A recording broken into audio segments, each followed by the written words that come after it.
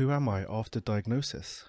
Today I'm going to talk about identity as an autistic person after being diagnosed, and just my general feelings of who I am after diagnosis. Who do I think I was in the past, and how I'm feeling about things now, and perhaps where I would like things to be in the future. Before diagnosis, I thought many quite negative things about myself. These were things I didn't understand at the time, but now, of course, I can attribute them to autism. But I always thought that I was shy, but to a level where it's like problematic, or I think shy is a bit too kind of a term in terms of what I was thinking of myself. I just thought I was defective. I was shy to a crippling degree. I always found social situations very difficult, more difficult than anyone I knew. Not that I knew many people, but due to just finding social situations so difficult, and they would wipe me out for maybe a day or two. It's longer now that I'm older, but when I was younger, it was maybe a day or two I could recover. Other people didn't even need to recover. They would continue life as normal after social situations, and that just wasn't me. I also thought I was very lazy, and this is to do with meltdowns and burnout. If something stressful would happen, I just could not function. I couldn't take care of myself. I couldn't really eat properly. I couldn't sleep. I was burnt out. I had no energy. And again, it always took me so much longer to get back up on my feet and to start doing things again and to start functioning as a person. And this also has a lot to do with sensory difficulties, because I didn't realize that I was being so exhausted day to day just from sensory overload. And I also thought I was too sensitive. This one sort of goes into the double empathy problem with some autistic people, but I'm very empathic. If someone is in stress or having a difficult time, I really feel that. So that was also exhausting, and something that I didn't realize until, recent years, that this isn't a neurotypical thing. And also just too sensitive generally. Like, things were always too bright for me. I didn't like the feeling of things. I didn't like the texture of some foods. I didn't like sounds. I'm very sound sensitive, and people would always just moan at me for it. If I was somewhere social and maybe I'd need a break and I would go outside, and they would just be like, "Yeah, it's bright, but just deal with it," or "Yeah, it's loud, but like just focus and you can have a conversation." That's something I've never been able to do. This idea of like focusing in like if the place is a loud place and there's a conversation happening, people have always said to me, "Yeah, I just focus and I can't really hear anything else." And that's just such an alien concept to me. Like, I hear every conversation that's happening around me. I hear people clanking cups and glasses as they do in bars and pubs and social places, and someone over here drops something, someone outside screams, there's a bicycle, there's a motorbike, someone, like, I hear everything at the same level, and I don't know what this filtering and focus is. I've never experienced it. So I always thought I was just too sensitive. So how do I feel after diagnosis? It's been pretty weird. I get times of denial still, which is quite odd. I get these moments where I'm like, nah, I can't be autistic. I think they just got it wrong. And I don't really know why, because it all makes sense. This was a professional psychiatrist of like 25 plus years. This was months of gathering information from me, and like reports and filling in forms and getting to know me. Like, this was a very in-depth, comprehensive assessment of me, and I completely believe them. But it's just weird. I get these moments where it's just pure denial, and I'm still trying to wrap my head around that. I spoke about this in my video about my feelings post-diagnosis as well, but I'm still feeling like it's kind of a mixture of relief and confusion. It's very relieving to have an answer to all of these issues. Like, it's such a like wide array of struggles and difficulties that to me, before diagnosis, they didn't feel connected. They felt very separated. They're just not really related. It's like, why would my social difficulties be related to me not enjoying pancakes? Like, this wasn't a logical connection to me in the past, but now that I've been diagnosed, I can see that all of these things fall under this umbrella. So it's very relieving in that way. I can see that everything is in this one sphere, this one area. And I'm still feeling a lot of grief. If I'd had help 30 years ago, my life would have been different. Maybe I'd still have a career, I'd still have friends, I'd be able to better manage my emotions, my stresses, better able to manage life generally. So I'm still feeling a lot of grief. The other thing that's difficult is trying to figure out what falls under an autistic trait and what is just my personality. It's really difficult to pull those things apart sometimes, and I almost feel like my autism and my personality are just so intertwined that it feels difficult to pry them apart. Things like my love for music, I adore music so much, and I feel like that's part of my personality, but the way that I enjoy music is quite autistic, because I will find quite a specific song that I like in the niche that I'm into at the moment, and something that I read about, which is quite common for autistic people, they just listen to this one song on repeat, which is what I do. If I find a song that I like, I can quite happily listen to it on repeat for weeks and months, and maybe even longer. I can quite happily do that, and it's a very positive experience for me. So on one hand, I have a possible personality trait of, really loving music and having eccentric music taste. And on the other hand, the way that I enjoy it is definitely very autistic in nature. So it's like autism and personality are like this, and it's quite disorientating trying to decipher between the two. So that also plays into just difficulty with identity. I don't know if that's me or I don't know if that's the autism, but the autism is me, so maybe it's all me.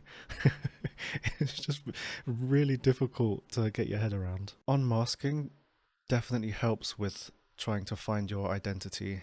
I'm still in the process of unmasking, and I think this will probably be a lifelong endeavor. But I've noticed that I've just started to be easier on myself, because I always, for example, I process things slowly, and after I had my stroke, that's sort of been doubled. So sometimes it takes me a long time to process things. But I've just allowed myself to do that, especially in social situations. I haven't had to apologize or explain it yet. I might have to in the future, we'll see. I'm just trying to sort of find myself without having to say, have a big plaque with me, I'm autistic. I'd like to just be myself without having to explain myself to people. But I've been allowing myself to just process what people are saying, just not to overthink things, which is against my nature. I've overthought things always, forever. It's what I've always done. But just really try to tap into how I'm feeling and just stand there and wait and give a real honest answer, which feels really counterintuitive and super weird. But I think I'm getting used to it. And it's definitely a really nice feeling, because I just feel like I haven't filtered anything, I haven't masked anything. I've given my genuine thoughts and feelings, and there's just a level, it's like a nice level of expression that comes with that. It feels good in here when I do it. But unmasking is incredibly difficult, and it's an obstacle course, it's a minefield. I've noticed that you're going to make mistakes along the way, as I am making, and will continue to make. I think this is imperative, actually, for just trying to discover who you are and finding your identity, and perhaps redefining your identity if you are unsure of who you were before, which is me. That's me.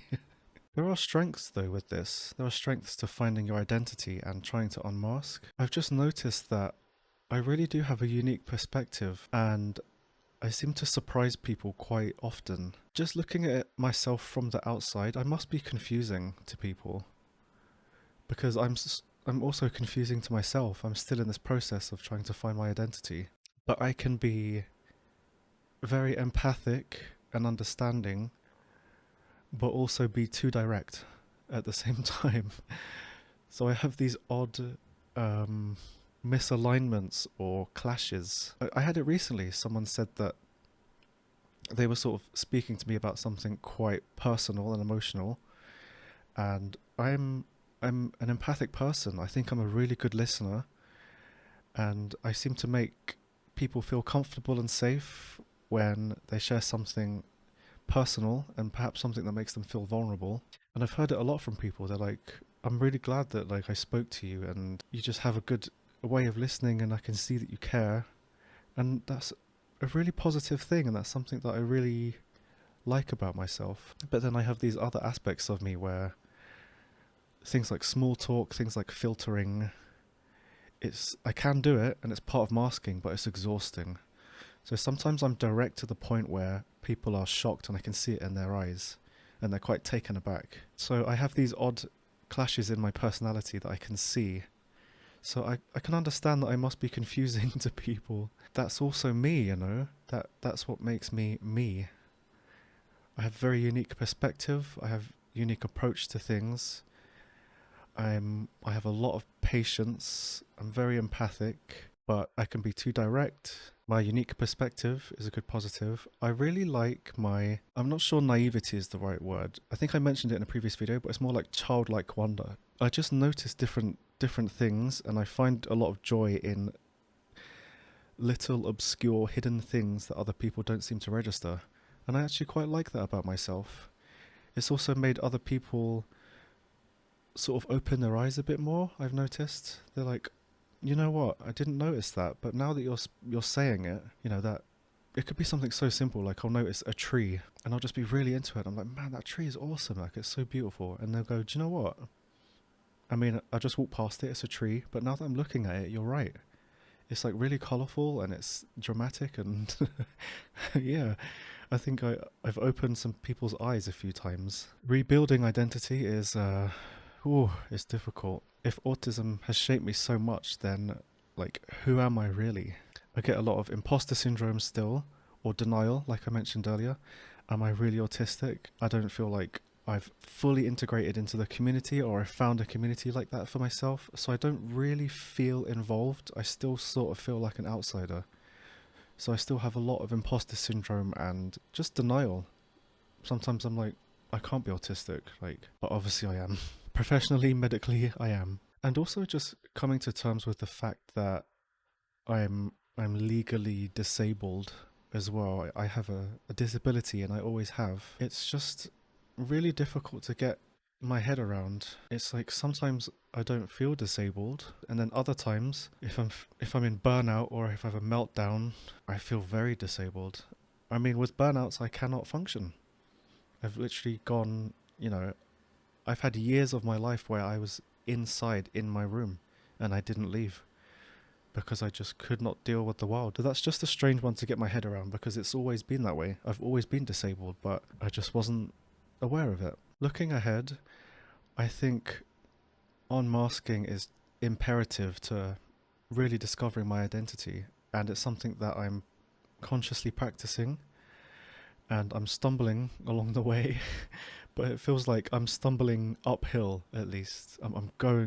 It really feels like I'm going in the right direction. I'm feeling a lot more honest, a lot more genuine with myself, and no, like I already mentioned, there's just a really a warming expression. That's the best way I can describe it. You really feel like you've expressed something from your heart. It's just a nice, gentle, warming feeling. It's like I was honest there and I was genuine and that was me. And if people find that weird, they'll find it weird. You know, that's how it is. I haven't done anything wrong.